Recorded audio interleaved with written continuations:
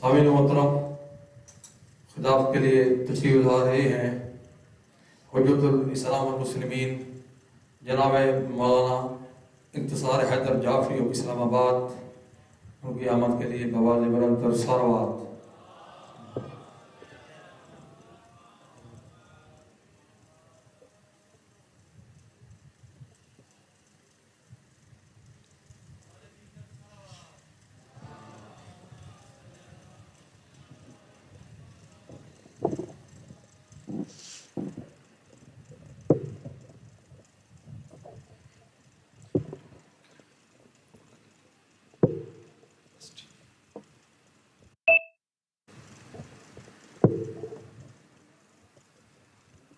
صلوات پڑھیے بر محمد والے محمد۔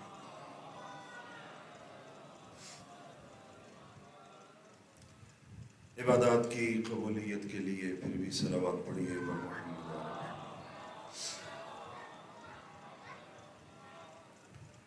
مریضوں کی شفا یابی کے لیے صلوات پڑھیے بر محمد والے محمد۔ اس حسینیہ، اس عزاخانے، اس امام بارگاہ اور اس ادارے کے جتنے بھی بانیان، سادات اعظام، خدمت گزاران، کسی بھی حوالے سے اس ادارے کی خدمت کرنے والے، بالخصوص سادات اعظام جو اس دنیا سے رخصت ہو چکے ہیں، خالق و مالک اللہ کی بارگاہ میں دعا کرتے ہیں بحق محمد والے محمد علیہ السلام ان سب کے درجات بلند فرمائے، انہیں شفاعت محمد و آل محمد علیہ السلام سے بہرمند فرمائے۔ جو سادات اعظام، جو برادران اس ادارے کا انتظام و انصرام چلا رہے ہیں، فرش عزا کو بارونق طریقے سے منعقد کرنے کے لیے شب و روز مسلسل کوشاں ہیں، عزاداروں کی خدمت کے لیے ہم وقت مصروف عمل ہیں۔ فرش عزا کو بہتر سے بہتر انداز میں عزاداروں کو آمادہ اور تیار کرنے کے لیے مسلسل سعی فرماتے ہیں۔ اللہ رب العزت کی بارگاہ میں دعا ہے ان سب کی توفیقات خیر میں اضافہ فرمائے، آفات ارضی و سماوی سے محفوظ فرمائے۔ آپ احباب عزاداران جو تشریف فرما ہیں، آپ کے اور ہمارے مرحومین کی مغفرت فرمائے، ہم سب کا خاتمہ بالخیر فرمائے، صحیح معنوں میں محمد و آل محمد علیہ السلام کی معرفت اور اس معرفت کے تقاضوں کے مطابق زندگی گزارنے کی توفیق عطا فرمائے۔ سب دعاؤں کی قبولیت کے لیے صلوات پڑھیے بر محمد و آل محمد۔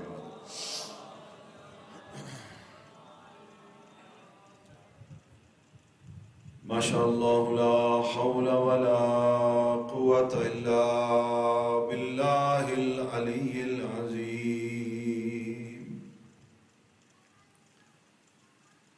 اعوذ باللہ من الشیطان اللعین الرجیم، بسم اللہ الرحمن الرحیم۔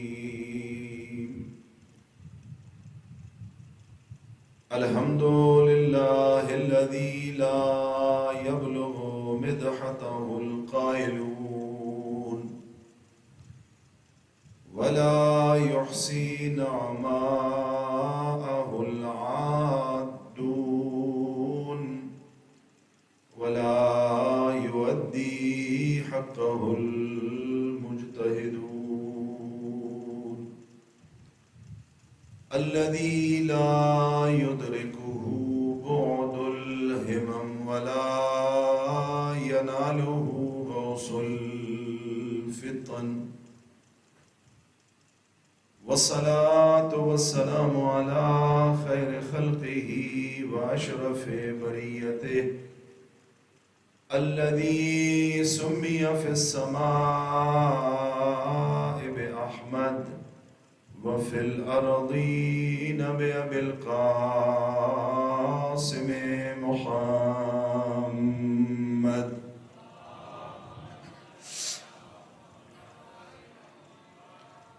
وعلى أهل بيته الطيبين الطاهرين المعصومين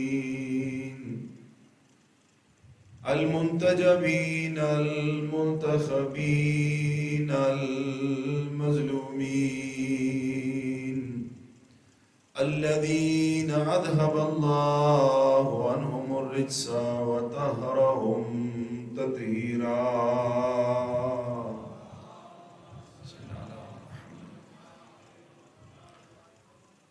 ورحمة الله على محبيهم ومواليهم ولعنة الله على أعدائهم ملعونين من يوم عداوتهم إلى قيام يوم الدين. رب اشرح لي صدري ويسر لي أمري واحلل عقدة من لساني يفقهوا قولي.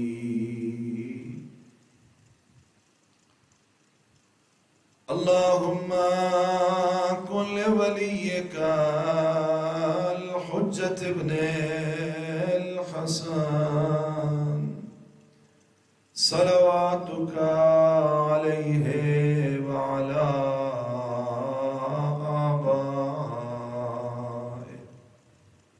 في هذه الساعة وفي كل ساعة وليا وحافظا وقائدا وناصرا ودليلا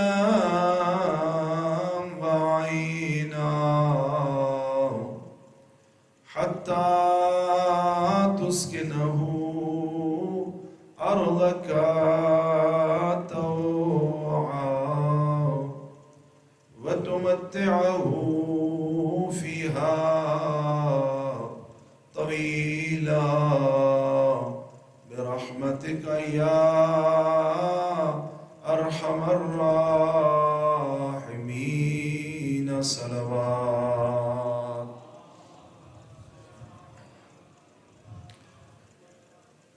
أما بعد فقد قال الحكيم في كلامه المتين وهو أصدق الصادقين.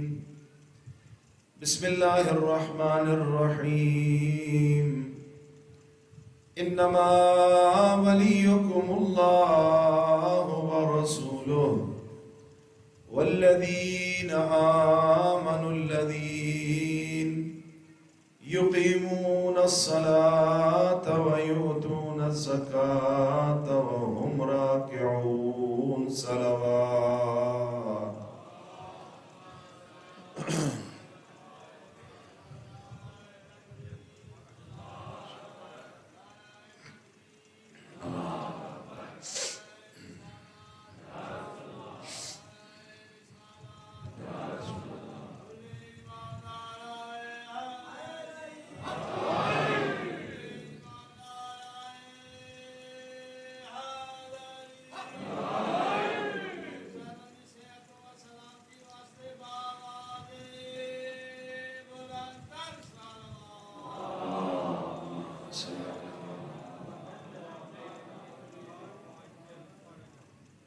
سورہ مائدہ کی 55 نمبر آیت میں اللہ رب العزت کا ارشاد ہے کہ تمہارا ولی بس اللہ ہے، اللہ کا رسول ہے،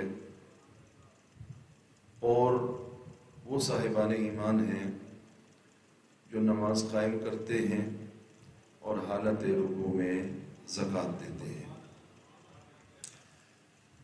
اس آیت کے ذیل میں مفسرین نے بڑی طویل الذیل گفتگویں کی ہیں، بڑی لمبی ابحاث اس کے ضمن میں موجود ہیں، اور ایک طالب علم کی حیثیت سے ظاہر ہے ہماری ذمہ داری یہی ہے کہ ان ابحاث کی طرف رجوع کر کے آپ سروران گرامی کی خدمت میں حاضر ہوا جائے۔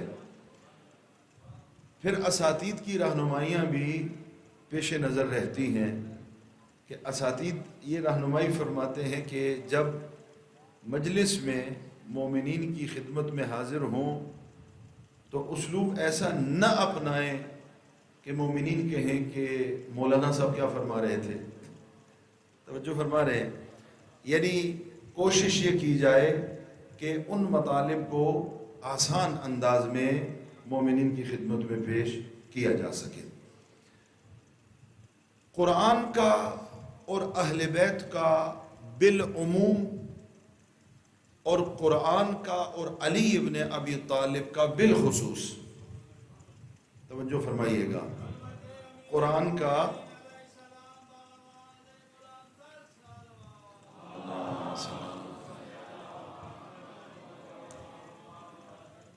اور اہل بیت کا تعلق بالعموم اور قرآن و اہل بیت کا بالعموم تعلق ہونے کے بعد قرآن کا اور علی ابن ابی طالب کا تعلق بالخصوص، یہ پیغمبر نے بیان فرمایا ہے. اور پیغمبر نے ارشاد فرمایا ہے کہ یہ ثقلین ہیں. ثقلین دو وزنی چیزیں، دو قیمتی چیزیں، دو گراں بہا چیزیں. اور بہت ساری احادیث اور بہت سارے فرامین معصومین کی روشنی میں ان دونوں میں سے کسی کو بھی دوسرے کے بغیر نہیں سمجھا جا سکتا. ایک قرآن صامت ہے اور دوسرا وہ ثقل کے جسے ناطق کا درجہ دیا گیا. اس قرآن کے مبین، اس قرآن کے مفسر، اس قرآن کے وضاحت کرنے والے، اس قرآن کے تنزیل و تعویل و ظاہر و باطن سے حقیقی آشنائی رکھنے والے ذوات مقدسہ محمد و آل محمد کے علاوہ کوئی اور ہو ہی نہیں سکتا.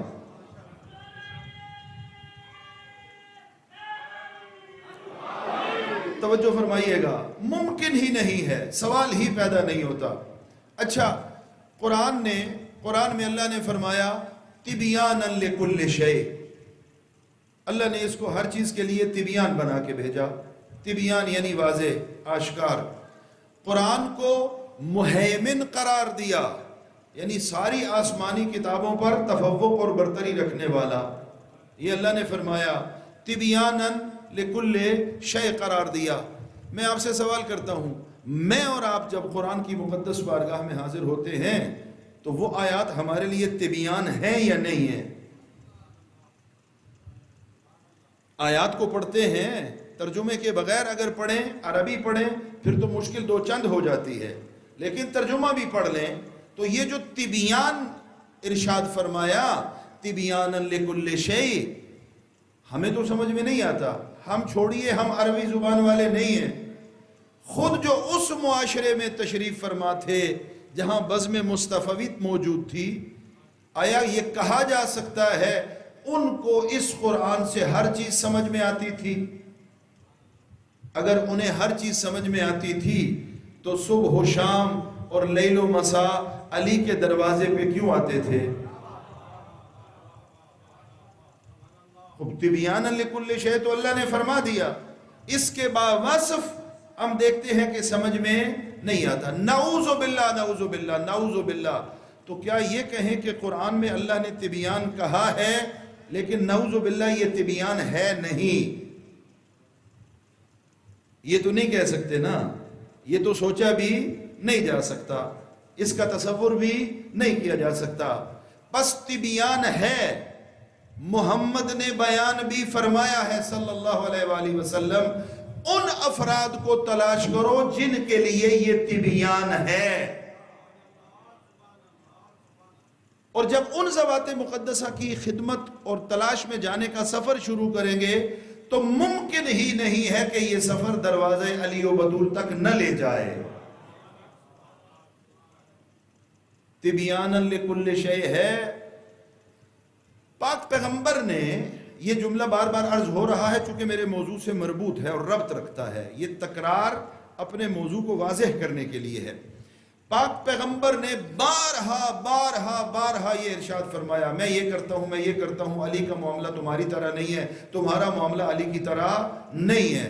میں علی کو تعلیم دیتا ہوں، میں علی کو بتاتا ہوں. کبھی علی بعد میں تشریف فرما ہوتے تو پاک پیغمبر جب علی آتے تو فوراً یہ فرما دیتے، اے علی آپ کی عدم موجودگی میں، غیر موجودگی میں اللہ نے یہ آیات نازل فرمائی ہیں۔ یہ پاک پیغمبر کا عمومی رویہ یہ تھا، سرور کائنات کا، آقا امیر کائنات علی ابن ابی طالب کے بارے میں عمومی رویہ یہ تھا۔ لہٰذا جو دعویٰ قرآن کے بارے میں علی ابن ابی طالب نے بعد از مصطفیٰ کیا ہے، وہ دعویٰ کسی اور کے حصے میں نہیں آیا۔ قرآن کے بارے میں آقا امیر کائنات نے فرمایا، مجھ سے پوچھو اس آیت کے بارے میں، اس کی آیات کے بارے میں، اس کے سوروں کے بارے میں، لطف لیجئے گا، پڑھ فضائل ہی رہا ہوں لیکن گزشتہ مجلسوں سے تھوڑے سے ہٹ کے انداز میں توجہ فرمائیے گا۔ یہ دعویٰ علی کے علاوہ کسی نے نہیں کیا۔ کون سا دعویٰ؟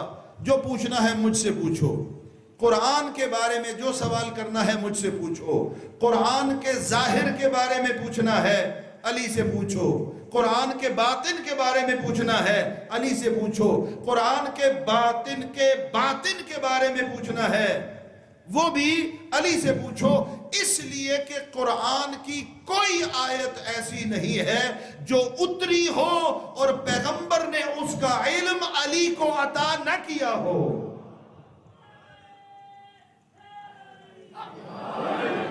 کوئی ایک آیت بھی ایسی نہیں ہے، ایک آیت بھی ایسی نہیں ہے جو اتری ہے، نازل ہوئی ہے، اللہ نے اتاری ہے قرآن میں اور اس کا علم پیغمبر نے علی ابن ابی طالب علیہ السلام کو عطا نہیں فرمایا۔ لہذا عملی طور پر پریکٹیکلی آقا امیر کائنات اپنی اس فضیلت کا عملی طور پہ اظہار بھی فرماتے تھے کہ مجھ جیسا عالم قرآن کا کوئی نہیں ہے۔ کبھی اشارہ کرتے اپنے سینہ مقدس کی طرف اور یہ اشارہ فرماتے انہا ہنا لعلما جما، علم کا خزانہ اگر بعد از مصطفیٰ کہیں پر ہے تو وہ علی ابن ابی طالب کے سینے میں ہے۔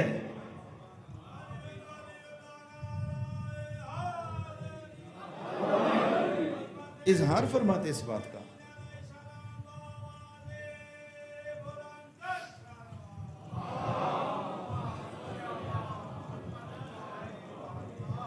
کبھی الفاظ کی صورت میں اور کبھی عملی طور پہ کچھ افراد کو روک دیتے اور ٹوک دیتے، مخاطب کر کے۔ تشریف فرما ہوئے کہیں پر مسجد میں تو ایک شخص کو دیکھا کہ وہ مسند قضاوت پر بیٹھا ہوا ہے۔ کہاں بیٹھا ہے؟ مسند قضاوت پر۔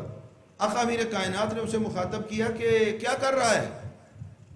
اچھا، مسند قضاوت و فتویٰ یہ پاک پیغمبر کے فرمان کی روشنی میں، حدیث کی روشنی میں پاک پیغمبر نے فرمایا خبردار، اور یہ خبردار میرے اور آپ کے لیے نہیں تھا، یہ خبردار ان لوگوں کے لیے تھا جو بزم رسول میں بیٹھنے والے تھے۔ خبردار، کبھی بھی اس محفل میں فتویٰ دینے کی جرأت نہ کرنا جس میں علی بیٹھا ہو۔ جو پاک پیغمبر نے فرمایا تھا خبردار کہہ کر، اور خبردار کہاں بولا جاتا ہے اس کی وضاحت کی ضرورت۔ خبردار یہ کام نہ کرنا، یعنی اس کو تھوڑا سا کھولوں، یعنی علی کی موجودگی میں تم کہاں، تمہاری حیثیت کہاں اور فتویٰ کہاں؟ علی کی موجودگی میں تمہاری کوئی حیثیت نہیں ہے۔ جب علی تشریف فرما ہے کبھی جرأت نہ کرنا، کبھی فتویٰ دینے کی جسارت نہ کرنا۔ یہ جسارت ہے کہ علی بیٹھے ہو اور تم کیا کرو؟ فتویٰ دے دو۔ آقا امیر کائنات تشریف فرما ہوئے دیکھا مسند قضاوت سجا کر کوئی بیٹھا ہوا ہے۔ آقا نے پوچھا کیا کر رہا ہے؟ وہ بھی کوئی انتہائی جسور انسان تھا، فوراً کہتا ہے میں فتویٰ دے رہا ہوں۔ ہاں، میں فتویٰ دے رہا ہوں۔ آقا امیر کائنات نے اس سے پوچھا ذرا یہ تو بتا دے تیرے فتویٰ کی بنیاد کیا ہے؟ فتویٰ کس بنیاد پہ دیتا ہے؟ عقلی قانون کی بنیاد پہ دیتا ہے کہ تو سب سے بڑا عاقل ہے۔ اب یہ روایت کے جملے نہیں ہیں، یہ بات پہنچانے کے لیے عرض کر رہا ہوں۔ عقلی معیار اور ضابطے کی بنیاد پہ فتویٰ دیتا ہے کہ تجھ سے بڑا عاقل کوئی نہیں ہے۔ عرض کر رہا ہوں، روایت کا جملہ نہیں ہے، عقلی بنیاد پہ دیتا ہے تو تیری عقل کا ہمیں پتا ہے تو کتنا عاقل ہے۔ عقل کی بنیاد پہ فتویٰ دیتا ہے، اس کو تو رہنے دے، یہ بتا معیار فتویٰ کیا ہے؟ کہا میں قرآن کی بنیاد پہ فتویٰ دیتا ہوں، ہاں میں قرآن کی بنیاد پہ فتویٰ دیتا ہوں۔ آقا امیر کائنات نے فوراً کہا اچھا جب قرآن کی بنیاد پہ فتویٰ دیتا ہے ذرا یہ تو بتا دے تجھے پتا ہے قرآن میں ناسخ کون سی ہے، منسوخ کون سی؟ قرآن میں ظاہر کون سی ہے، باطن کون سی؟ قرآن میں مطلق کون سی ہے، مقید کون سی؟ قرآن میں عام کون سی ہے، خاص کون سی؟ قرآن کے عمومی احکام کو خدا نے کن سوروں میں بیان کیا اور ان کا مقید اسی سورے میں بیان ہوا یا قرآن کے کسی دوسرے سورے میں اللہ نے بیان فرمایا؟ کہا علی یہ جو تو فرما رہا ہے مجھے تو اس کا کوئی پتہ نہیں ہے۔ یہ قرآن کے بارے میں جو آپ فرما رہے ہیں اس کا مجھے کوئی پتہ نہیں ہے، کوئی علم نہیں ہے۔ امیر کائنات نے اتنا وزنی جملہ ارشاد فرمایا جو صرف اس کے لیے نہیں تھا بلکہ قیامت تک علی کے ہر چاہنے والے کے لیے اور محمد مصطفیٰ کا کلمہ پڑھنے والے کے لیے تھا اور منبر و محراب کے لیے ضروری تھا۔ علی نے جب اس سے پوچھا کہ کس بنیاد پہ بات کرتا ہے، اس نے جواب میں کہا کہ قرآن کی بنیاد پہ اس لیے نہیں کرتا کہ تو ناسخ کو بھی نہیں جانتا، منسوخ کو بھی اور مطلق کو بھی، مقید کو بھی نہیں جانتا، پھر بھی جسارت کر رہا ہے۔ علی نے فرمایا ہلکتا و اہلکتا، تو خود بھی برباد ہوا، جن کو فتویٰ دیا ان کو بھی ہلاک کر دیا۔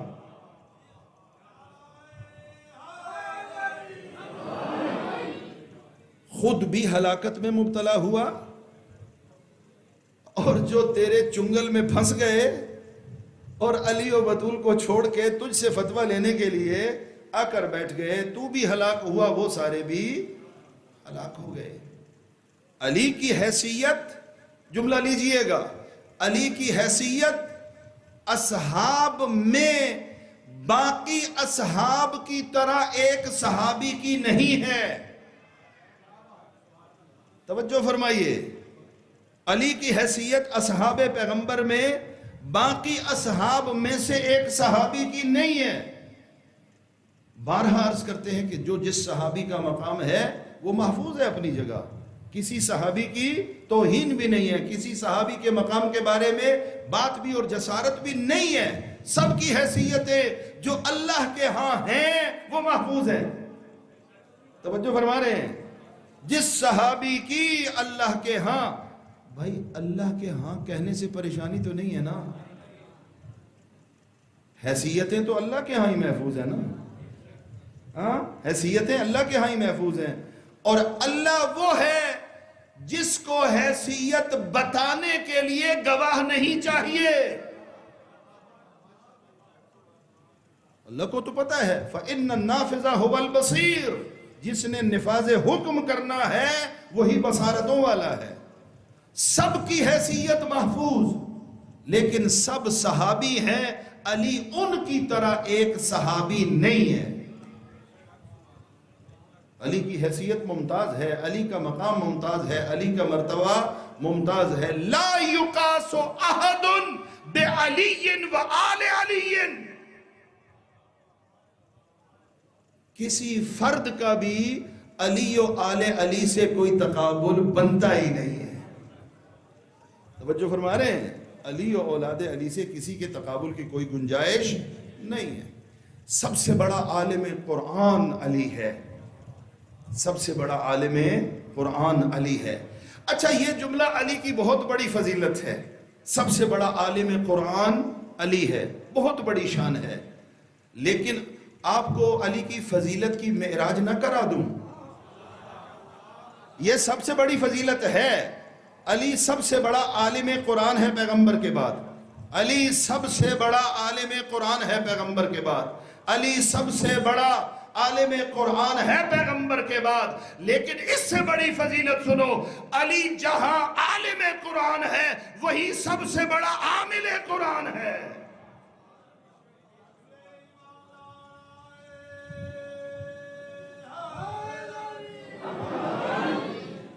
عالم بھی ہے اور سب سے بڑا عامل بھی ہے۔ آیات قرآنی کی حفاظت کرنے والا، آیات قرآنی پہ عمل کرنے والا، آیات قرآنی کو روح کے ساتھ جذب بدن کرنے والا، وہ علی ابن ابی طالب ہے۔ روح آیات قرآنی، حقیقت آیات قرآنی یہ کہاں دکھے گی؟ یہ ذات والا صفات علی ابن ابی طالب کے علاوہ بعد از مصطفیٰ کہیں نہیں نظر آئے گی، اور اس کی دلیل موجود ہے۔ دلیل ہے اس کی، دلیل کیا ہے؟ دلیل پیغمبر کا فرمان ہے، پیغمبر کا فرمان ہے دلیل۔ پیغمبر نے فرمایا، یاد رکھو دنیا والو، میں اللہ کا تربیت یافتہ ہوں، میری تربیت اللہ نے کی ہے، اور کائنات عالم میں صرف ایک بندہ یہ کہہ سکتا ہے کہ میری تربیت محمد نے کی ہے، اور وہ علی ابن ابی طالب ہے۔ میں اللہ کا تربیت یافتہ ہوں، اور میرا بھائی علی میرا تربیت یافتہ ہے، لہذا اشیر ہو یا غدیر، ہاں اشیر ہو یا غدیر یا کوئی اور مرحلہ ہو، جہاں بھی علی کو دیکھ کر مصطفیٰ اور مصطفیٰ کو دیکھ کر مرتضیٰ نظر آئے، سمجھ جانا کہ یہ اللہ کا فیصلہ ہے۔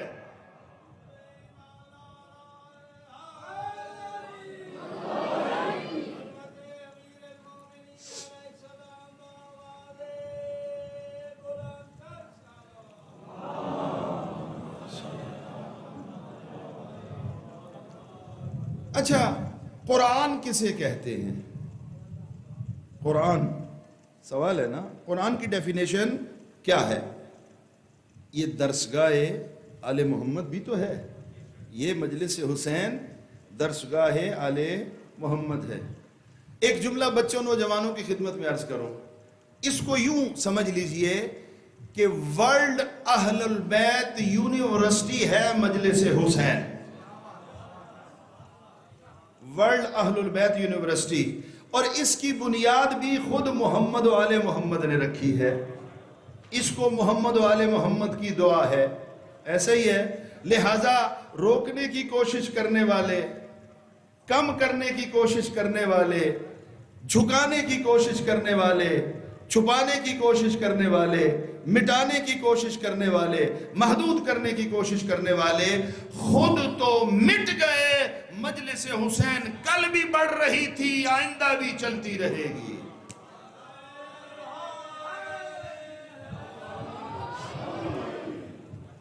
قرآن کیا ہے؟ یہ جو کہتے ہیں کہ میں نے قرآن پڑھا، میں نے قرآن پڑھا، میں نے قرآن کی تلاوت کی، قرآن ہے کیا؟ یہ طالب علمانہ گفتگو کرنے لگا ہوں۔ قرآن نام ہے آیات اور سوروں کے مجموعے کا، توجہ فرمائیے، قرآن نام ہے آیات اور سوروں کے مجموعے کا۔ کون سی آیات اور کون سے سورے؟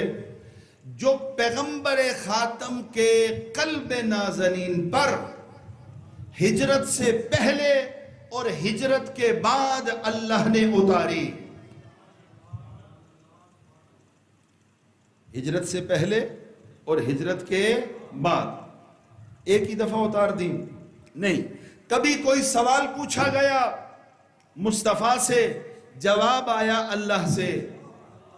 کبھی کوئی مشکل ہوئی مسلمانوں کے لیے، مسلمان پریشان ہوئے، پریشان تو نہیں ہو رہے، ہاں مسلمان پریشان ہوتے ہیں، نہ مصطفیٰ پریشان ہوئے نہ مرتضیٰ پریشان ہوئے۔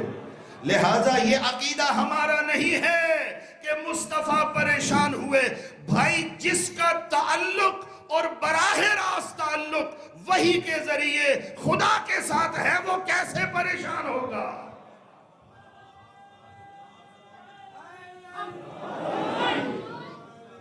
توجہ فرما رہے ہیں؟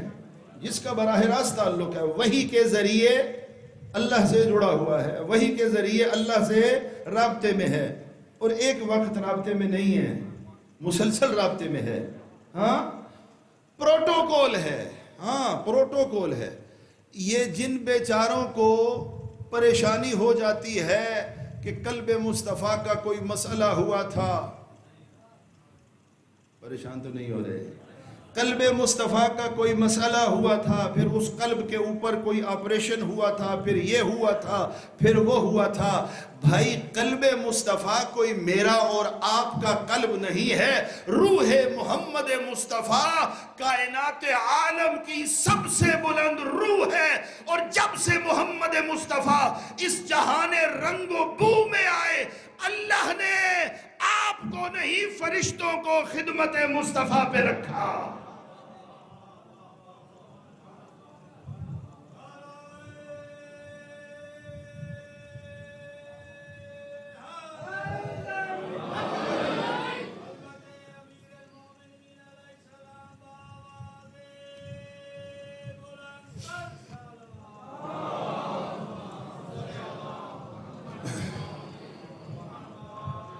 ذات مصطفیٰ کی بات بعد میں کرتے ہیں. مصطفیٰ کا مقام کیا ہے، مصطفیٰ کی شان کیا ہے، مصطفیٰ کی حیثیت کیا ہے، یہ بہت بلند بات ہے. قرآن کی آیات کے نزول کا تعلق کیا ہے، نزول کا پروٹوکول کیا ہے. آیات آتی ہیں تو بھی فرشتے ہمراہ ہیں. قرآن میں اللہ نے بیان فرمایا آیات کو ایک پروٹوکول میں روانہ کیا جاتا ہے، اور اس اہتمام کے ساتھ قلب حضرت محمد مصطفیٰ پر آیات کا نزول ہوتا ہے. ایسا تو نہیں ہے ہر کس و ناقص جس کا وضو بھی صحیح نہیں ہے وہ آیات پر اور مصطفیٰ پر تبصرہ کرنے بیٹھ جائے. ذات مصطفیٰ کو چھوڑیے، مقام مصطفیٰ کو چھوڑیے، مصطفیٰ کے شاگرد مرتضیٰ کا مقام سنیے. ذات مصطفیٰ تو بڑا بلند و بالا مقام ہے. کان جبرائیل اذا اتی النبی یقعد بین یدیہ قعدۃ العبد. جبرائیل جب بھی محمد کی خدمت میں عطا معصوم فرما رہے ہیں اس طرح بیٹھتا جس طرح نوکر اپنے آقا کی خدمت میں بیٹھتا ہے.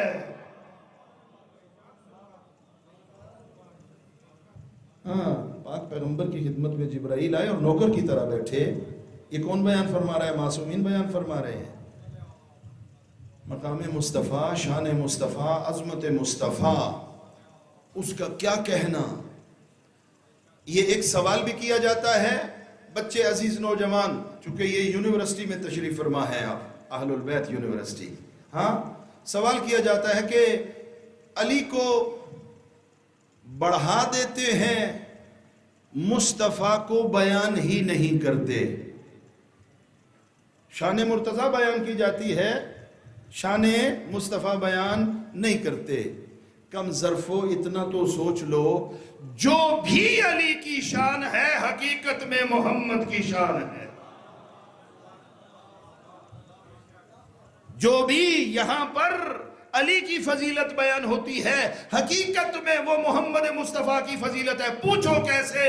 بھائی جس مصطفیٰ کا نوکر علی جیسا ہوگا وہ مصطفیٰ کیسا ہوگا؟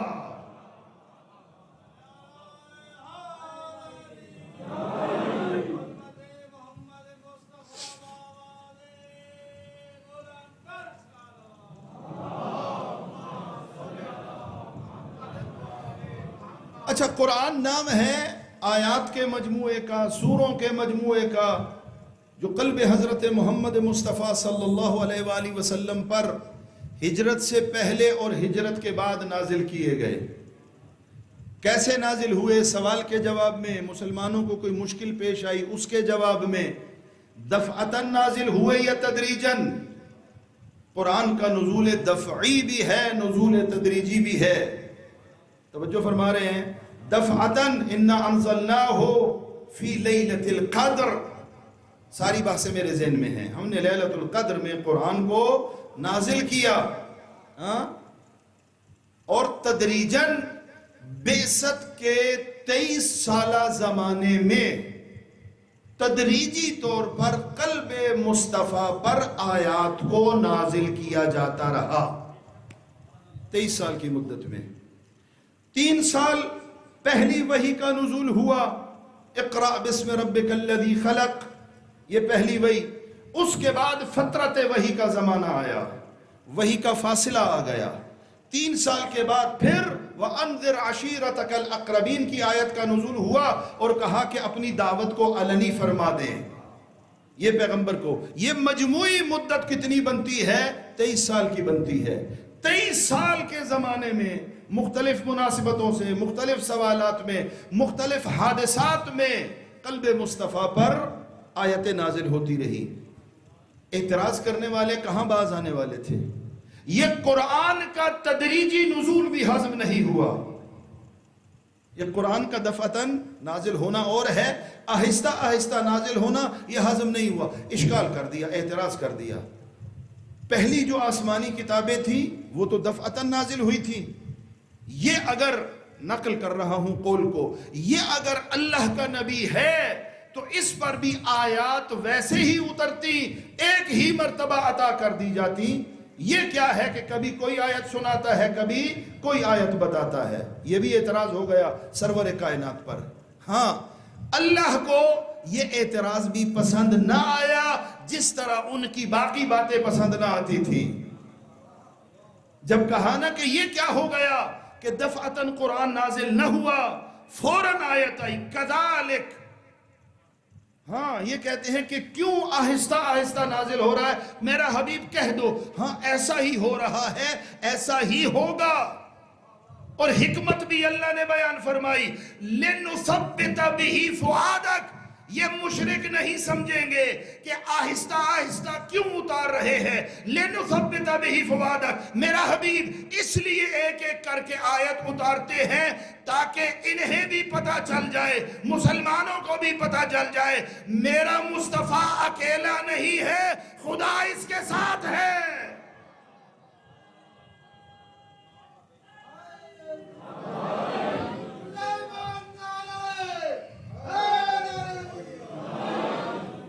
لِنُثَبِّتَ بِهِ فُؤَادَكَ۔ ہاں ایسا ہی ہوا، آہستہ آہستہ اتار رہے ہیں تاکہ تیرے قلب کی ڈھارس بندی رہے۔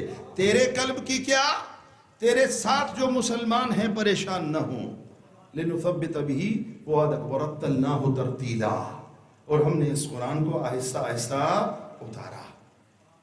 قرآن یہ ہے جو قلب حضرت محمد مصطفیٰ صلی اللہ علیہ وآلہ وسلم پر اس پروٹوکول اور اہتمام کے ساتھ نازل کیا گیا اور 23 سال کی مدت میں نازل کیا گیا۔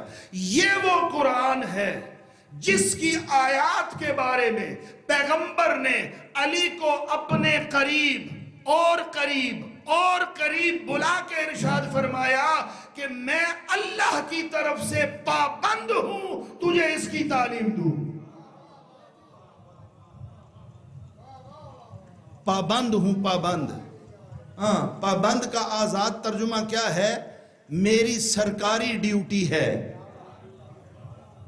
ہاں، میں نبی ہوں، نمائندہ ہوں اللہ کا، میری ذمہ داری ہے کہ میں کیا کروں؟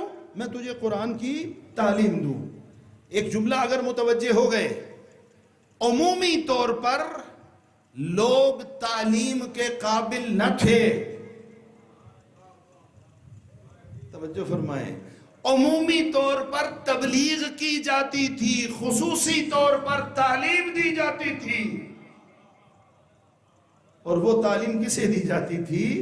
وہ علی ابن ابی طالب علیہ السلام کو دی جاتی تھی۔ عظمت علی و اولاد علی پر صلوات پڑھیے بلند آواز سے۔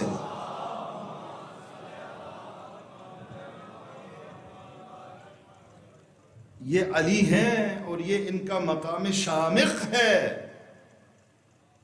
زندگیاں بیت جائیں، زندگیاں گزر جائیں، اور زندگیاں گزرے بھی علی کی شان اور فضیلت کی تلاش میں، اور زندگیاں گزاری جائیں فضائل علی کی کنہ اور حقیقت تک دسترسی کرنے میں، زندگیاں صرف ہو جائیں گی، حقیقت فضائل علی کا ادراک نہ ہو سکے گا۔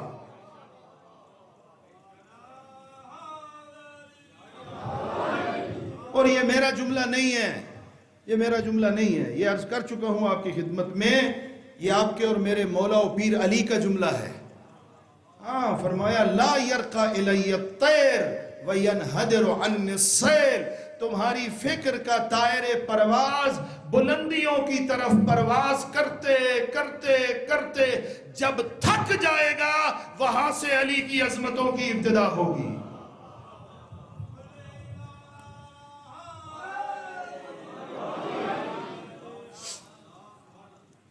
یہ علی ابن ابی طالب ہیں، مظلوم کائنات علی. ابھی یہ میرا موضوع میں نے وعدہ کیا ہے، میں باقی جو مجالس ہیں اللہ نے توفیق دی تو میں یہ موضوع عرض کروں گا کہ مظلوم کیوں ہے اور کیسے ہے اور کتنا ہے. یہ بیان ہونا ضروری ہے. فضائل بھی بیان کریں اور مظلومیت بھی بیان کریں. وجہ بچوں کو بتائیں کہ اتنی عظمتوں والا علی کتنا مظلوم بنایا گیا ہے، اور اگر چپ رہا ہے تو کیوں چپ رہا ہے، یہ بیان کرنا. جب یہ مظلومیت سامنے آئے گی پھر پتہ چلے گا علی کتنا علی ہے، پھر پتہ چلے گا علی کتنا علی ہے. اصحاب آپس میں گفتگو کیا کرتے تھے علی کے مقام کے بارے میں، علی کی شان کے بارے میں، علی کے فضائل کے بارے میں.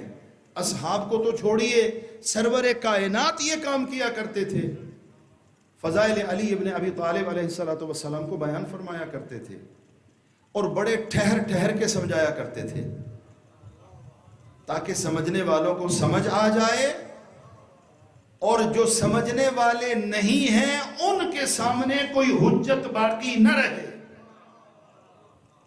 لہذا میں ایک بات ہمیشہ کہا کرتا ہوں، علی کی عظمتوں کو پیغمبر نے صرف بتایا نہیں ہے، خود علی کا احترام کر کے دکھایا ہے. خود علی کا احترام کر کے علی کا مقام دنیا کو دکھایا ہے کہ علی اتنی عظمتوں والا ہے. علی عالم قرآن بھی ہے اور علی عامل قرآن بھی ہے، عالم بھی ہے اور عامل بھی ہے. سورہ مجادلہ میں یہ آج کل بات کی جاتی ہے کہ فلاں شخص نے پیغمبر کی توہین کر دی اور فلاں شخص نے توہین رسالت کر دی. توہین کا گراؤنڈ تیار کریں کہ توہین کس بنیاد پہ ثابت ہوگی. وہ گراؤنڈ ہمارے سامنے ہوگا، اس کی بنیاد پہ فیصلہ کیا جائے گا کہ یہ توہین پیغمبر ہے یا نہیں ہے. یہ سورہ مجادلہ کی آیت نمبر 12 ہے. اذا ناجیتم الرسول فقدموا بین یدی نجواکم صدقہ. اذا ناجیتم الرسول فقدموا بین یدی نجواکم صدقہ. جب بھی تم رسول سے سرگوشی کرنا چاہو، رسول کے کان میں کوئی خصوصی بات کرنا چاہو، تو اس کا ایک ادب ہے اور ایک پروٹوکول ہے. کیا؟ پہلے صدقہ دو پھر سرگوشی کرو.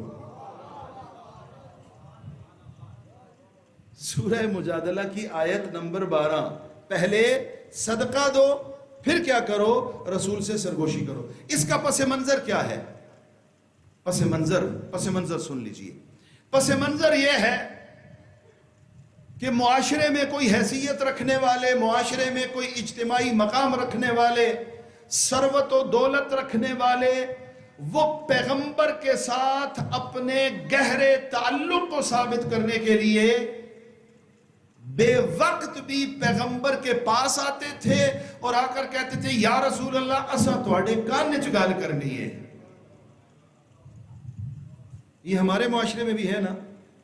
آداب محفل کے خلاف ہے یہ چیز کہ محفل میں بیٹھے ہیں اور محفل بھی مصطفیٰ کی ہے اور بیٹھے بھی کن نجوم ہیں. توجہ فرما رہے ہیں؟ بیٹھے بھی اصحابی کن نجوم ہیں اور اس میں کوئی ایک آ کر کہے کہ یا رسول اللہ میں نے کیا کرنا ہے؟ آپ کے کان میں خصوصی بات کرنی ہے.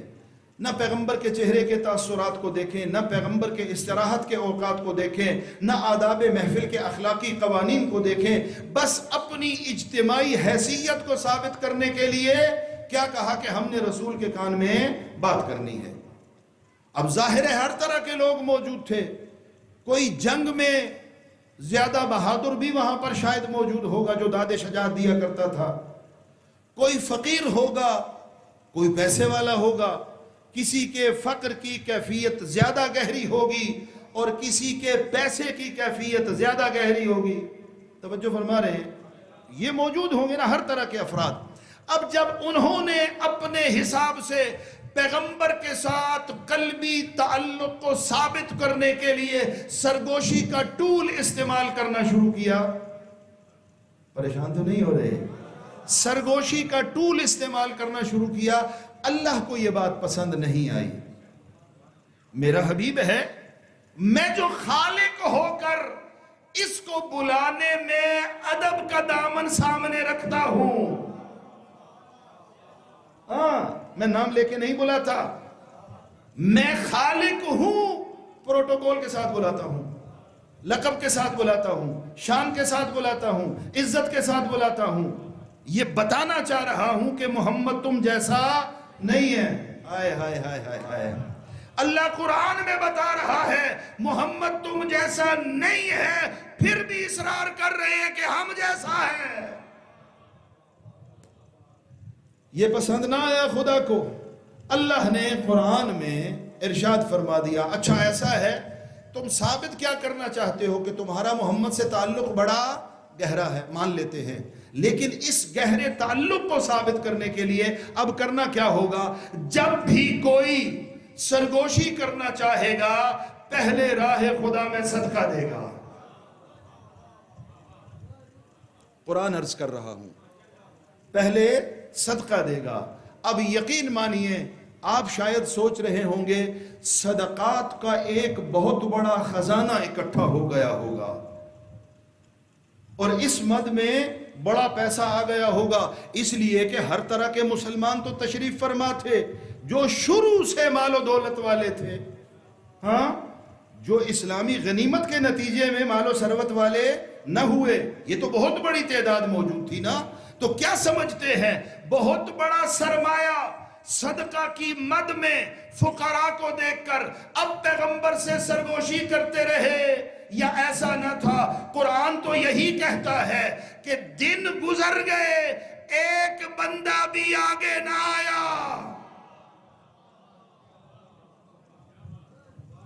ایک بندہ بھی صدقہ دے کر پیغمبر کے کان میں سرگوشی کرنے کے لیے نہیں آیا. اچھا، اب کون آیا؟ وہی آیا جو ہمیشہ آیا. توجہ فرما رہے ہیں؟ وہ بھائی جسے کہتے ہو وہ فقیر ہے، نماز میں اس نے زکوٰۃ کہاں سے دی؟ یہ کیسا فقیر ہے؟ قرآن کی آیت پہ عمل بھی یہ کرتا ہے.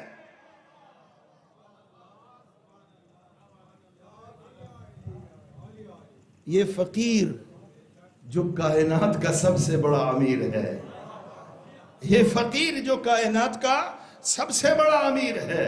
ہاں، اس کی امیری کی سب سے بڑی دلیل، شعر نہیں پڑھ رہا، نثر میں عرض کر رہا ہوں، بات پہنچ گئی تو لطف لیں گے. یہ کائنات کا سب سے بڑا امیر ہے. امیری کی وجہ دولت نہیں ہے، زر و جواہر نہیں ہے، امیری کی وجہ یہ ہے گھر میں فاطمہ ہے.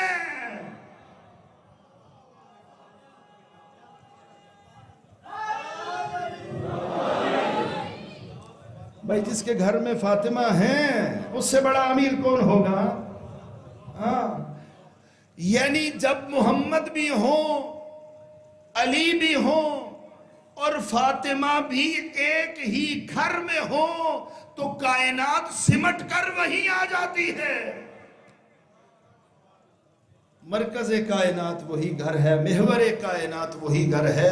یعنی پوری کائنات اپنے مدار میں چکر لگا رہی ہے اور اس کا محور کون ہے؟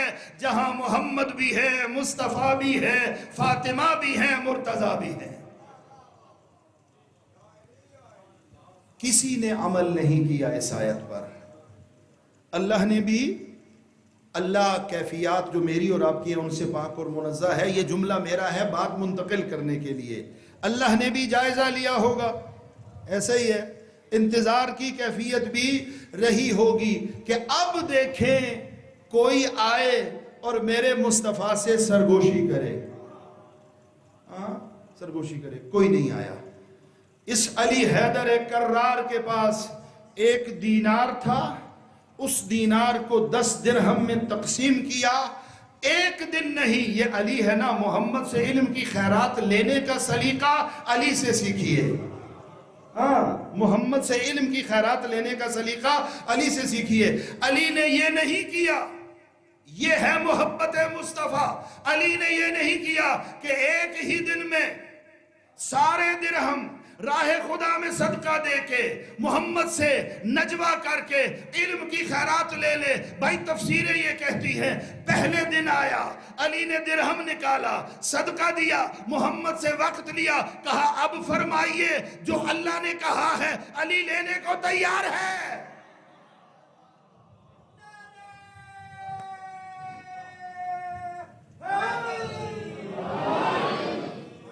توجہ فرما رہے ہیں؟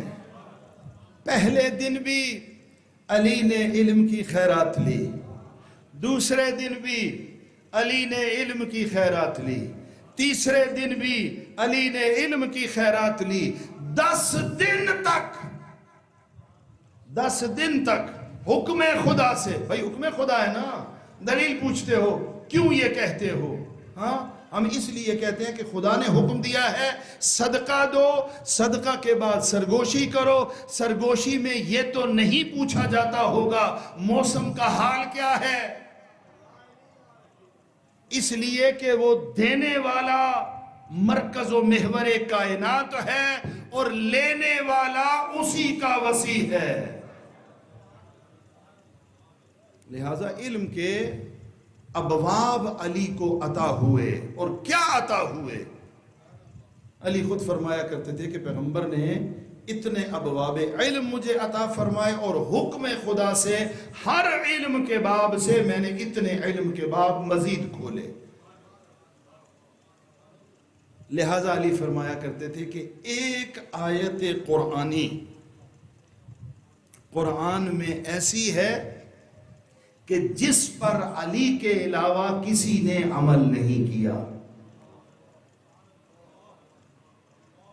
کوئی یہ دعویٰ نہیں کر سکتا کہ ہم نے عمل کیا، صرف علی ابن ابی طالب نے عمل کیا ہے۔ 10 دن تک علی پیغمبر سے علم کی خیرات لیتے رہے ہیں، اور 10 دن کے بعد جب یہ دیکھا کہ کوئی بھی سرگوشی کے لیے تیار نہیں ہے، تو بعد والی آیت سے اس حکم کو نسخ کر دیا گیا، اس حکم کو اٹھا لیا گیا۔ اَأَشْفَقْتُمْ أَن تُقَدِّمُوا، کیا ہو گیا تم گھبرا گئے ہو، کیا ہو گیا تم ڈر گئے ہو، راہ خدا میں صدقہ دینے سے باز آ گئے ہو، اب کیا کرو؟ اب اپنے کیے پہ توبہ کرو، بعد کے لیے اللہ نے یہ حکم اٹھا لیا ہے، بعد کے لیے اللہ نے یہ حکم نسخ کر دیا۔ 12 نمبر آیت منسوخ ہو گئی بعد والی آیت کے ذریعے، اور بعد والی آیت اس کی کیا بن گئی؟ ناسخ بن گئی۔ لہٰذا علی صرف عالم قرآن نہیں ہے، علی عامل قرآن بھی ہے، علی عارف قرآن بھی ہے، علی مبین قرآن بھی ہے، علی مفسر قرآن بھی ہے، علی جامع قرآن بھی ہے، علی خادم قرآن بھی ہے، علی محافظ قرآن بھی ہے۔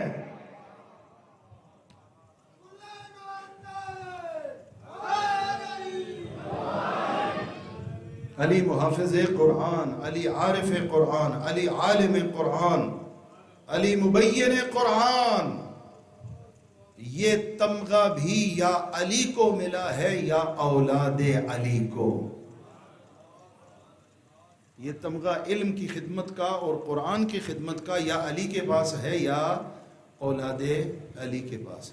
جنہیں شک ہوتا ہے کہ اتنا بڑا تمغہ صرف علی کے پاس، علی کی بات چھوڑیے، علی کی گھر کی نوکری کرنے والی کنیزیں بھی قرآنی آیات میں جواب دیتی ہیں۔ جب تربیت کرنے والی فاطمہ اور علی ہوں تو جواب بھی قرآنی آیات کی صورت میں آتے ہیں۔ عصمت خاندان زہرا پہ بلند تر صلوات پڑھیے۔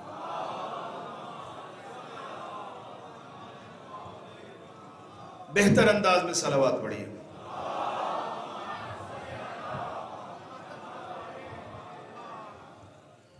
جناب سید سجاد صاحب تشریف فرما ہو چکے ہیں.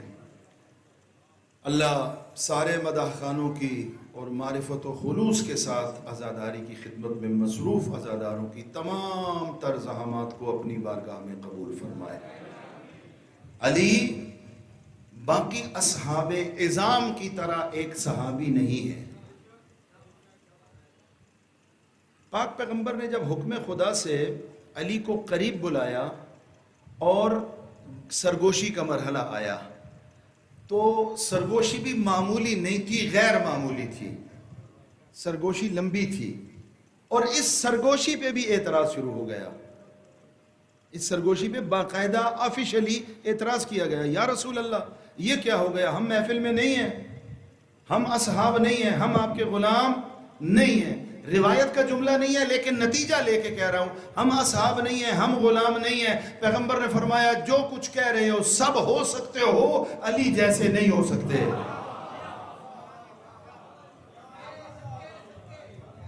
سب کچھ ہو سکتے ہو لیکن تم علی جیسے نہیں ہوتے. علی جیسا کوئی نہیں ہے. یا علی مصطفیٰ جیسا ہے یا مصطفیٰ علی جیسا.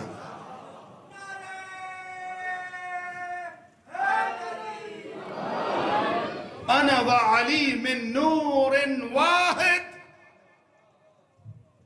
میں اور علی ایک ہی نور سے ہیں. یہ ایک روایت. اور بعض روایات کے مطابق، حدیث قدسی کے مطابق اللہ نے ارشاد فرمایا یا محمد خلقتک من نوری وخلقت علیا من نورک. اے محمد تجھے میں نے اپنے نور سے بنایا، علی کو تیرے نور سے بنایا.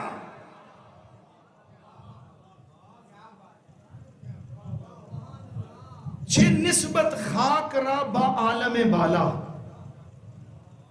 ہاں کوئی کمپیریزن بنتا ہی نہیں ہے، کوئی تقابل بنتا ہی نہیں ہے. پھر عرض کر رہا ہوں جس کا جو مقام، جو حیثیت، جو مرتبہ اللہ کے ہاں ہے وہ محفوظ ہے.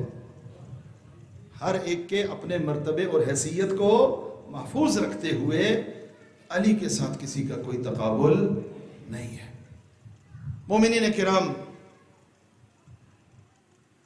آج کی نوکری میری فضائل کی حد تک یہاں پر اختتام کو پہنچی. تبرکن اور تیمنن چند جملے ذکر مصیبت کے. اگرچہ یہاں اس عزاخانے میں میرے سامنے حسین کے ششماہے کا جھولا بھی شبیہ جھولا بھی موجود ہے. ہاں حسین کے ششماہے کی جھولے کی شبیہ موجود ہے، لیکن کل میں اس عزاخانے میں یہ نوکری پیش کر چکا ہوں. جو نہیں تھے ان کے لیے ایک جملہ عرض کر کے آگے بڑھ جاؤں گا. یہ حسین کی وہ قربانی ہے جس کی زندگی میں سال کا لفظ بھی نہ تھا.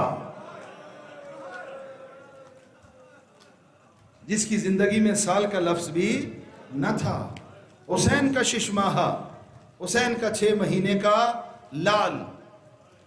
بزرگ علماء کا جملہ ہے، فرماتے ہیں یہ اتنا معصوم شہزادہ تھا جس کو یہ بھی پتا نہیں تھا تیر لگنے کے بعد روتے ہیں یا مسکراتے ہیں.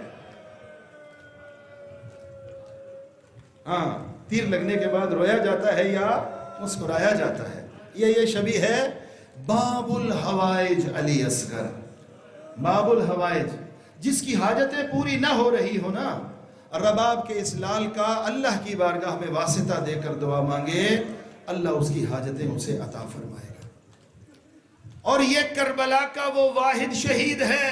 یہ جملہ کل عرض نہیں کیا، میں آگے بڑھ جاؤں گا. یہ کربلا کا واحد شہید ہے جسے ایک مرتبہ شہید نہ کیا گیا. اجرکم اللہ، اجرکم اللہ. پہلی مرتبہ کب شہید ہوا؟ جب ظالم نے وہ تیر چلایا جو اس کے وزن سے بڑا تھا. دوسری مرتبہ کب شہید ہوا؟ جب شہداء کے بدن تلاش کیے گئے، ایک ننھے شہید کا بدن نہ ملا.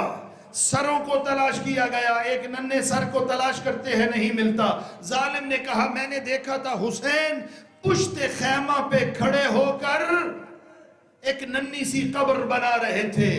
اب ظالموں نے ہاتھ میں لمبے لمبے نیزے لیے، کربلا کی نرم ریت پر نیزے زمین میں مارنا شروع کیے۔ ایک کمینے کا نیزہ زمین سے بلند ہوا، رباب کا لال نو کے نیزہ پر۔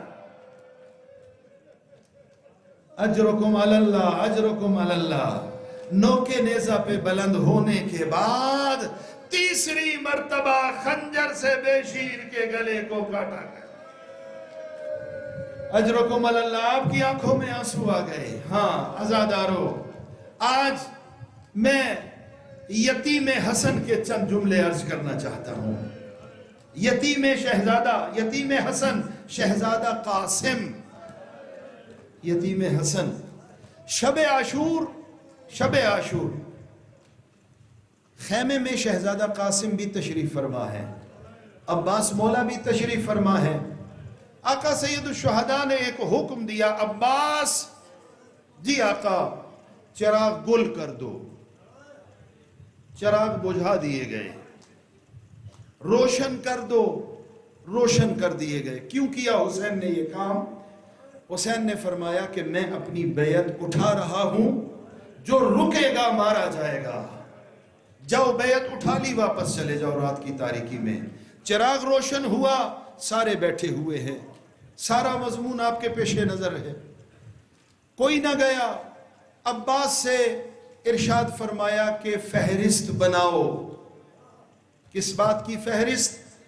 آقا فہرست بنا رہے ہیں کہ کل کس کس نے شہید ہونا ہے اور اس کو شہادت کے بعد کیا کیا مقام ملے گا۔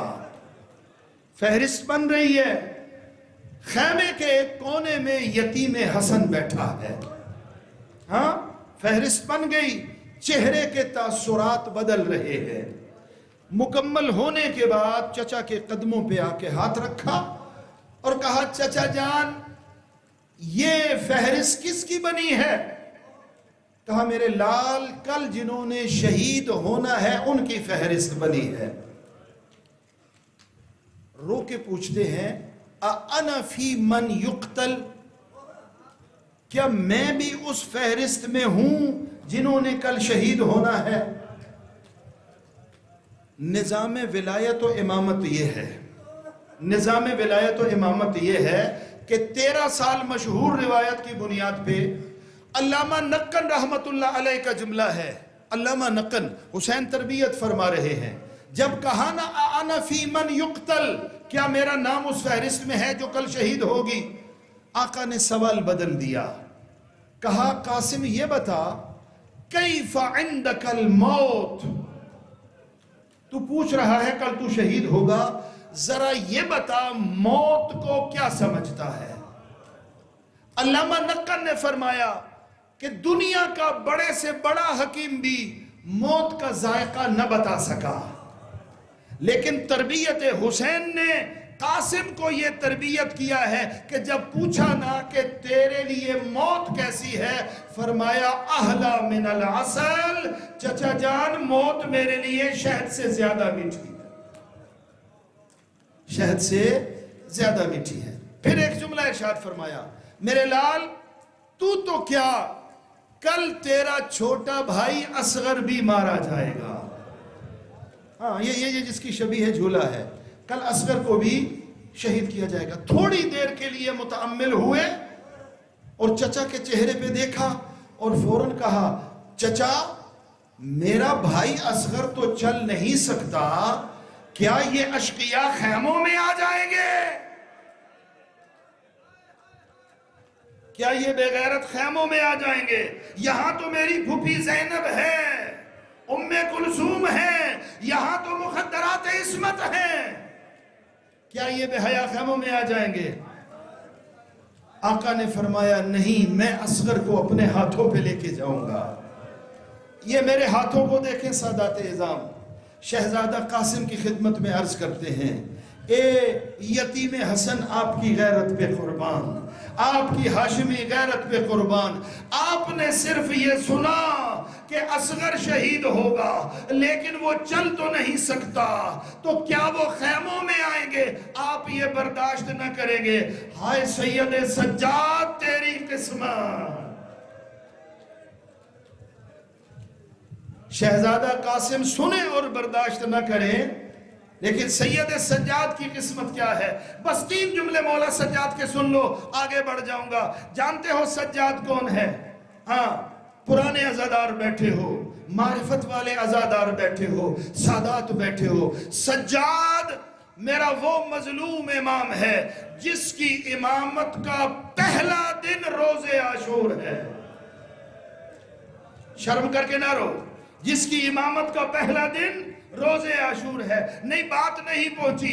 सज्जाद वो गैरतमंद इमाम है जिसकी इमामत की पहली शाम शाम गरीबा है। अजरुकुम अल्लाह। अगर बात अभी नहीं पहुंची, सज्जाद वो गैरतमंद इमाम है जिसकी इमामत का पहला मसला किसी और ने ना पूछा, सगी फूफी ने शाना हिला के पूछा, ओ मेरे गैरतों वाले सज्जाद, तेरी इमामत का इम्तिहान है, खैमे जल रहे हैं, ये बता जल के मर जाए, जल के मर जाए या खैमों से बाहर निकल जाए। फरमाया अलैकुन्न बिस्सहरा, फूफी अम्मा खैमों से बाहर चले जाइए, जान बचाना वाजिब है। कासिम अपना नाम देखने के लिए तड़प रहे हैं। आशूर का सूरज तुलू हुआ, आज़ादारों, सुबह आशूर कुर्बानियों का सिलसिला शुरू हुआ और कासिम अपने चचा का तवाफ कर रहे हैं। बार बार आते हैं, मरने की इजाजत, मरने की इजाजत, शहादत की इजाजत। हुसैन कभी इधर देखते हैं, कभी दूसरी तरफ। क्या सोचते होंगे, ये तो मेरे ये भाई मरहूम शहीद भाई हसन की निशानी है, ये तो मेरे भाई हसन की निशानी है, इसे मरने के लिए कैसे रवाना करूं। अज़ादारों, मक्तल में जिम्मेदारी से अर्ज कर रहा हूं, ये जुमले मौजूद हैं। कासिम आए, चचा के हाथों के और पांव के बोसे लेना शुरू किए, बोसे लेना शुरू किए और कहा चचा मुझे मरने की इजाजत दीजिए। इतना गिरिया किया कासिम ने और कासिम के साथ हुसैन ने। फगुशिया अलैहिमा, हुसैन भी बेहोश हो गए, कासिम भी बेहोश हो गए। जुमला मैंने अर्ज कर दिया, आपने नहीं समझा। अज़ादारों, जब कोई बेहोश हो जाए उसे होश में कैसे लाया जाता है? रविश और तरीका तो यही है, चेहरे पे पानी छिड़का जाता है, वो होश में आ जाता है। खैमों में पानी तो न था, अल्लाह जाने कितनी देर बेहोश रहे और कैसे होश में आए। अजरुकुम अल्लाह। माँ के पास आए, चचा इजाजत नहीं दे रहे। कहा एक वसीयत कह लो, तावीज कह लो, एक तहरीर तेरे बाबा ने अमानत रखी है कि जब भी मेरा भाई हुसैन मुश्किल में आ जाए इस तहरीर को खोल देना। तावीज कहें, वसीयत कहें। जब उसे खोला गया, तहरीर क्या थी? तहरीर ये लिखी थी, ए मेरे भैया हुसैन, जब तू तन्हा रह जाएगा मैं तो करबला तेरे पास ना होऊंगा, मेरे लाल कासिम की कुर्बानी कबूल करना। अजरुकुम अल्लाह। तहरीर पढ़ी, लेके आए अपने चचा हुसैन की खिदमत में। क्या है? कहा बाबा की तहरीर है। हुसैन ने तहरीर को पढ़ा, हुसैन ने गिरिया शुरू किया। अज़ादारों, हुसैन को हसन से बड़ी मोहब्बत थी, हसन को हुसैन से बड़ी मोहब्बत थी। जब आका हुसैन को जहर मिली थी ना अज़ादारों, जब आका हसन को जहर मिली थी, सब गिरिया कर रहे थे। जब हुसैन ने गिरिया शुरू किया, हसन मौला ने कहा हुसैन सब रोते रहे, तू गिरिया न कर, तू गिरिया न कर। भैया मैं क्यों गिरिया न करूं? कहा हुसैन ला यौमका यौमिका या अबा अब्दुल्लाह, हुसैन तेरी जैसी मजलूमियत किसी की नहीं है। बोला कैसी मजलूमियत? हुसैन मुझे जहर मिली है, मेरे सर पे छत मौजूद है, मुझे तू नजर आ रहा है, मुझे अब्बास नजर आ रहा है, मुझे ज़ैनब उम्मे कुलसूम नजर आ रही है। हुसैन मैं पानी मांगू, तू मुझे शरबत पिलाएगा। ला यौमका यौमिका या अबा अब्दुल्लाह, जब तू ज़ीन से जमीन पे आएगा और कोई तेरे पास ना होगा। शर्म करके ना रो आजादारो, शर्म करके ना रो, ये यतीम हसन का पुरसा है। अजरुकुम अलल्लाह, अजरुकुम अलल्लाह। बस तहरीर देखी भाई की, यहां उलमा ने लिखा पहले भेजने से पसोपेश कर रहे थे, अब जब हसन की तहरीर देखी अब रोकने का हक नहीं रखते, हसन की तरफ से इजाजत है। अब खैमे में आए, उस खैमे में जहां से तैयार कराया जाता था। अब मेरे हाथों को देखो, मेरी तरफ देखो। मख्तल ये कहता है कि तैयार कराया, लेकिन शहजादा इतना वजूद रखता था कि हुसैन और अब्बास ने उठा के यतीम हसन को सवारी पे बिठाया, उठा के यतीम हसन को सवारी पे बिठाया। अब पांव रिकाबों तक पहुंच रहे हैं, नहीं पहुंच रहे, अल्लाह जाने क्या कैफियत है, लेकिन एक और काम किया हुसैन ने। सुनोगे क्या? जब शहजादा सवारी पे सवार होके खैमे से बाहर निकलने लगा, हुसैन मौला ने कहा मेरे लाल जरा रुक जा। जो गले में सर पे अमामा था उसके 2 चाक बनाए। पूछा चचा क्या कर रहे हो? कहा ये यतीमों की निशानी है। शायद कमीने तेरी कैफियत देखकर समझ जाएं कि ये यतीम हसन है। अज़ादारो, जब यतीम हसन सवार होकर खैमों से बाहर निकला, दुश्मन का राइटर, दुश्मन का सहाफी ये जुमले कहता है, मैं गवाही देता हूं, हुसैन के खैमे का पर्दा हटा, एक ऐसा शहजादा बाहर आया जो चांद का टुकड़ा था। अरे जिसे दुश्मन चांद कहे वो मां की नजरों में कैसा होगा? जो दुश्मन की नजरों में चांद है, मां की नजरों में उसका मकाम क्या होगा? रुखसत किया अब्बास ने, रुखसत किया हुसैन ने। लेकिन आप अल्लामा अजहर हसन ज़ैदी को सुनने वाले यहाँ बैठे हैं, मुझे पता है, अल्लाह उनके दरजात बुलंद फरमाए।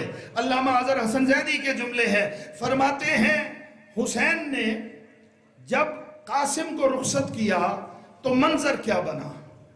मंजर क्या बना? फरमाते हैं कि हुसैन रेत के टीले पे खड़े हो गए। कासिम को रुखसत करके हुसैन रेत के टीले पे खड़े हो गए। ज़ैनब दरे खैमा पे खड़ी हो गई। उम्मे फरवा मुसल्ला इबादत पे बैठ गई। हुसैन रेत के टीले पे, ज़ैनब दरे खैमा पे, उम्मे फरवा मुसल्ला इबादत पे। मंजर क्या है? कासिम की निगाह लश्कर आदा पर है, हुसैन की निगाह यतीम हसन पर है, ज़ैनब की निगाह अपने भैया हुसैन पर है, और उम्मे फरवा की निगाह ज़ैनब कुबरा पर है। अब मुझ में सकत नहीं रही। अब मंजर क्या बना? जंग की बहुत से लाइनों को फिन्नार किया, लेकिन एक मरहला आया, कासिम ने आवाज दी, चचा भतीजे का सलाम कबूल कीजिए। अब मंजर क्या बना? हुसैन टीले पे गिरे, ज़ैनब दरे खैमा पे गिरी, उम्मे फरवा मुसल्ले पे गिरी। खुदाया मेरी कुर्बानी कबूल करे। अजरुकुम अलल्लाह, अजरुकुम अलल्लाह। 2 मंजिलें और जहमत तमाम, 2 मंजिलें और जहमत तमाम। जब आवाज दी, चचा उठा, बड़ा उस मकाम की तरफ जहां से यतीम भतीजे की आवाज आई थी। मंजर क्या देखा? एक लाइन यतीम हसन के सर पे खड़े होकर तलवार का वार करना चाहता है। हुसैन तेजी से आगे बढ़े, उस जालिम पर वार किया, उसका बाजू कलम हुआ। अब उस कमीने ने यजीदियों को बुलाया, मेरी मदद को आओ। अब मंजर सुनोगे, जब उसने बुलाया यजीदी आगे बढ़े, इधर के घोड़े उधर चले गए, उधर के घोड़े इधर चले गए, दरमियान में यतीम हसन। अजरुकुम अलल्लाह, अजरुकुम अलल्लाह। हो गई मजलिस, अपनी हाजात को तलब फरमाओ। अर्ज किया 2 मंजिलें हो गई। यतीम भतीजे के सरहाने आए, उठाया, बिठाया कैसे था? जब बिठाया था तो उठा के बिठाया था। मख्तल यही लिखता है, جب سینے سے لگایا تو اللہ جانے ظالموں نے کتنا ظلم کیا. جسے گھوڑے پہ اٹھا کے بٹھایا تھا اس کے پاؤں زمین پہ خط دے رہے تھے. اللہ جانے کتنا ظلم ہوا. لے کے میرا مولا حسین اس خیمے میں آیا جسے گنج شہداء بنایا گیا تھا. اب خیمے کا منظر کیا ہے؟ پہلے اکبر کی شہادت کے بعد اکبر کا پاکیزہ بدن وہاں لایا جا چکا ہے. اکبر کے پہلو میں حسین نے اپنے قاسم کا بدن رکھا. اب منظر کیا ہے؟ جس کا اکبر بھی چلا جائے، جس کا قاسم بھی چلا جائے، بلا تشبیہ حسین دونوں بچوں کے درمیان بیٹھا. ایک ہاتھ اکبر کے بدن پر، دوسرا ہاتھ قاسم کے بدن پر، سر آسمان کی طرف. میرے اللہ، حسین غریب ہو گیا، حسین کا اکبر بھی مارا گیا، حسین کا قاسم بھی مارا. الا لعنت اللہ علی القوم الظالمین.